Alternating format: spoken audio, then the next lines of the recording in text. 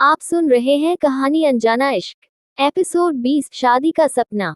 पिछले एपिसोड में हमने देखा फ्लो पर गिरने के वजह से दीक्षा के कपड़े गीले हो गए थे, इसलिए अर्जुन ने अपने माँ के कपड़े से पहनने के लिए दे दिए। वह उसके माँ की साड़ी में काफी हॉट दिखाई दे रही थी, जिससे अर्जुन उसकी तरफ अट्रैक्ट हो रहा था। अब आगे अर्जुन का कमरा। अर्जुन दीक्षा की सोच से बाहर आ रहा था कि इस वक्त अंश के साथ उसके दोनों दोस्त आ गए और आकर उन्होंने कहा, अभी अभी हम लोगों ने तुम्हारे कमरे से किसी लड़की को जाते देखा, कौन थी वो?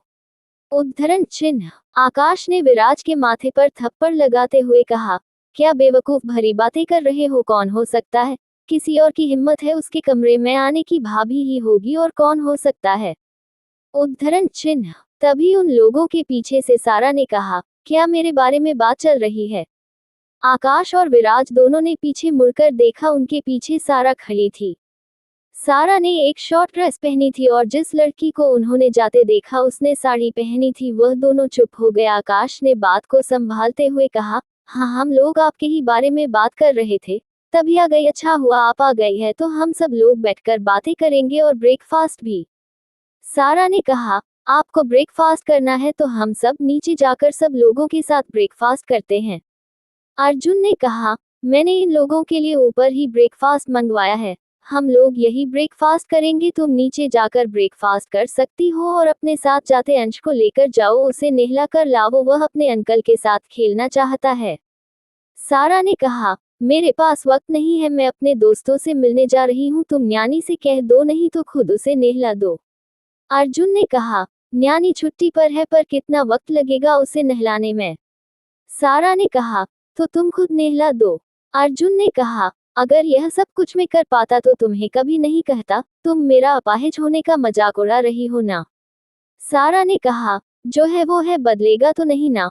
उसका क्या मजाक उड़ाना, पर अगर तुम नहीं नहला सकते तो किसी और को कह देना, मुझे ऑलरेडी बहुत लेट हो चुका है, मैं जा रही हूँ। इतना बोलकर वहां से चली गई। सारा के वहां से जाने के बाद विराज ने अंश से कहा, चलो आज अंकल तुम्हें नहलाएंगे।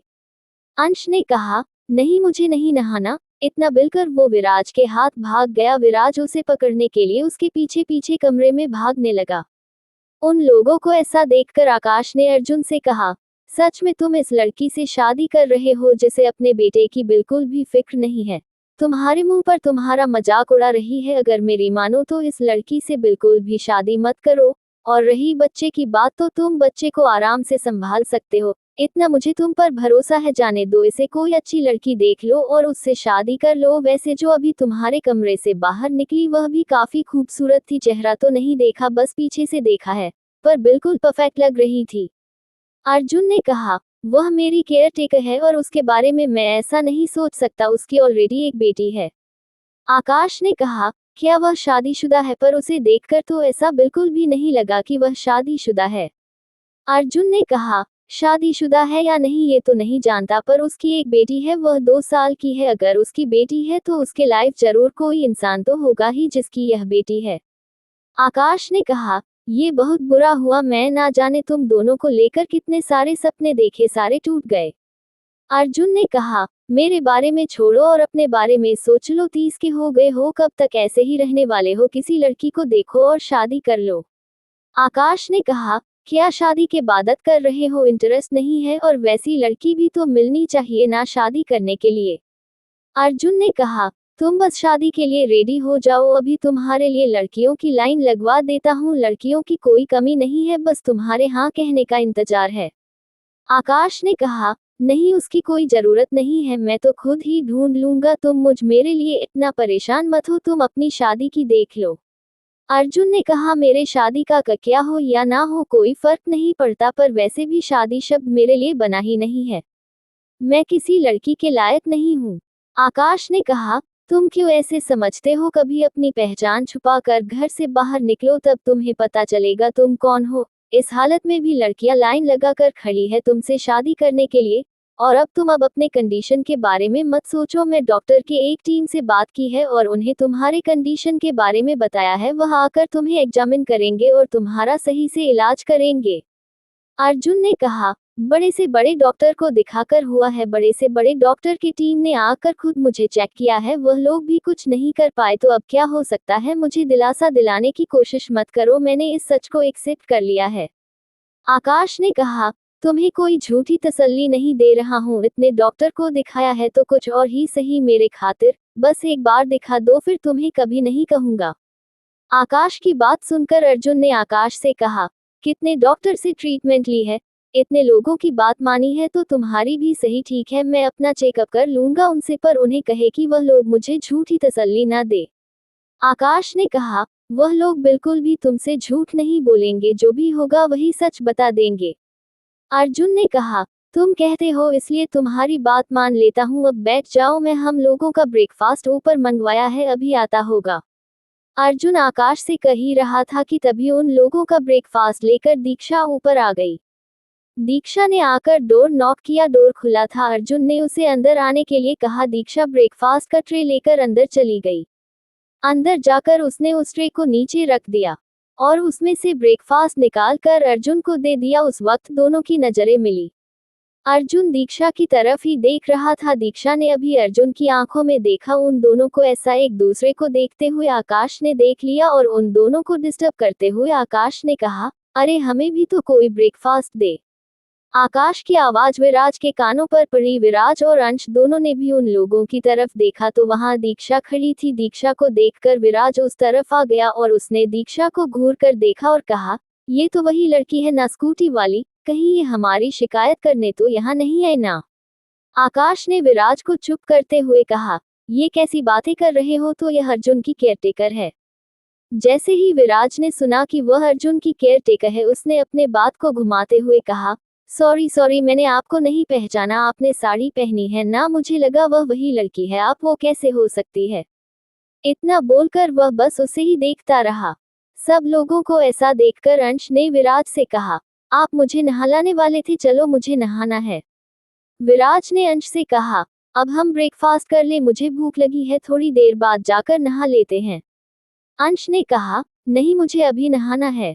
अंश को जीद करता देखकर अर्जुन ने दीक्षा की तरफ देखा और दीक्षा से कहा, क्या तुम इसे नहला सकती हो, मुझे अपने दोस्तों के साथ ब्रेकफास्ट एंजॉय करना है, अगर तुम्हें कोई दिक्कत नहीं हो तो तुम इसे जाकर मेरे बाथरूम में नहला सकती हो।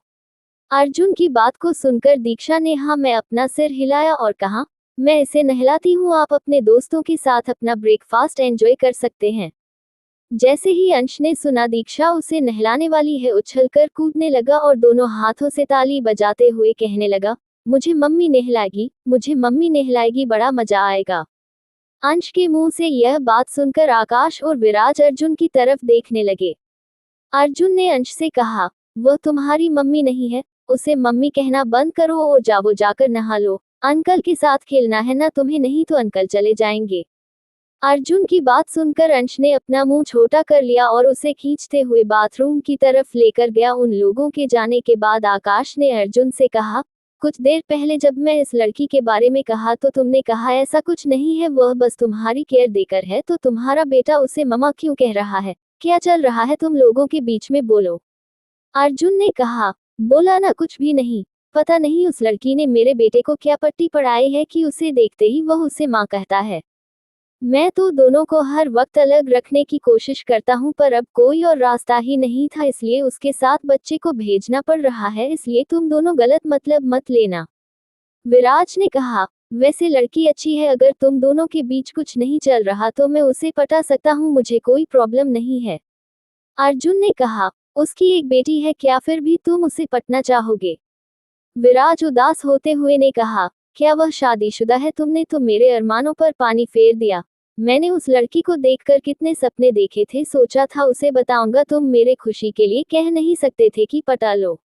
अर्जुन ने कहा, नहीं, क्योंकि मैं तुम्हारी आदतों को अच्छे से जानता हूँ, तुम्हारा मन भर जाने के बाद तुम लड़की बदल देते। विराज ने कहा, तो क्या फर्क पड़ता, वैसे भी वह शादीशुदा है, उसे इन सब से तो कोई फर्क पड़ने नहीं वाला था। अर्जुन कहा, शादीशुदा है तो क्या हुआ, उसकी भी तो लाइफ है ना, कब तुम लड़कियों के मामले में सीरियस हो जाओगे, ऐसी ही बात नहीं है। विराज को डांट पड़ता देखकर आकाश ने अर्जुन से कहा, जाने दो, वह नहीं सुधरने वाला, हम लोग ब्रेकफास्ट कर लेते हैं, ठंडा पड़ जाएगा, कितने मेहनत से उस लड़की ने लाया है। अर्जुन ने कहा, तुम लोग शुरू करो, ब्रेकफास्ट तुम लोगों के पसंद का ही है। ट्रेवल कर कर थक गए होंगे, अच्छे से ब्रेकफास्ट कर लो और उसके बाद कुछ देर अंश के साथ खेलो, उसने तुम लोगों को यहाँ बुलाया है। विराज ने कहा, उस नन्हे शैतान की वजह से तो ही हम लोग आए हैं, नहीं तो इतनी दूर से कौन आता है, वह भी पूरे रात ट्रेवल करके। तुमसे मिलने के लिए थोड़ी ना हम इतना ट्रेवल करते। विराज की बात सुनकर अर्जुन ने उसकी तरफ गुस्से से देखा। क्या अर्जुन निकालेगा अपना गुस्सा विराज पर, जानने के लिए पढ़ते रहे। अगर आपको कहानी पसंद आ रही है तो अभी चैनल को सब्सक्राइब करें और बेल आइकन दबा दीजिए, जिससे आने वाले एपिसोड का नोटिफिकेशन आपको जल्दी मिल जाएगा।